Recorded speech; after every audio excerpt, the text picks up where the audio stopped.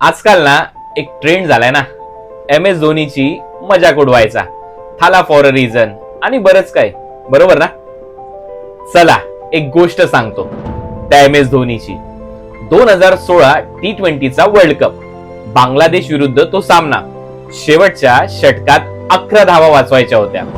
हार्दिक पंड्याच्या हातात बॉल आणि पहिल्या 3 बॉलवर त्याने 9 धावा दिल्या.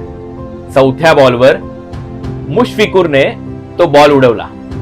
डीप मिड विकेटवर शिखर धवनचा चांगला कॅच. हे देवाने दिलेलं भारताला विकेटचं बक्षीस होतं. चला नशीब चांगलं होतं भारतीय टीमचं, हे मी पण मानतो.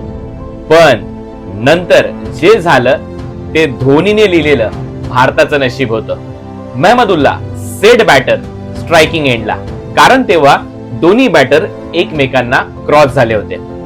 मग आता धोनीने धवनला मिडविकेट वरून काढून टाकलं आणि जडेजाला तिथे ठेवलं, कारण तो आपला बेस्ट फिल्डर होता ना. हार्दिकला मेसेज एकदम क्लिअर होता, यॉर्कर टाक, आणि तो पण त्याच्या पायावर.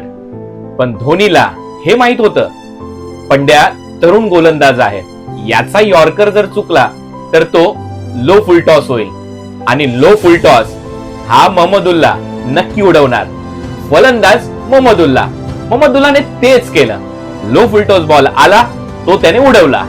जडेजाने प्रचंड वेगाने धावत जाऊन तो झेल घेतला आणि भारतीय संघ परत एकदा या सामन्यात परतला. आता पण शेवटच्या बॉलवर 2 धावा पाहिजे होत्या. सुपर ओव्हर मध्ये हा सामना घेऊन जाऊ शकतो बांगलादेशचा संघ. दुसऱ्या एंडवर होता मुस्तफिजूर, अगदी तरुण, फक्त 20 वर्षाचा. MS धोनी विकेट किपर 35 वर्षाचा. तेव्हा धोनीने ग्लव्ह काढले.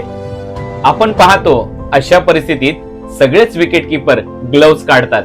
सुरुवात ही मात्र तेव्हापासून झाली होती.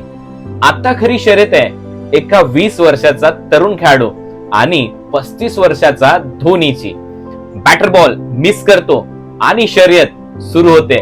मुस्तफिजूर तिकडून धावतो, धोनी विकेट किपर मागून धावतो.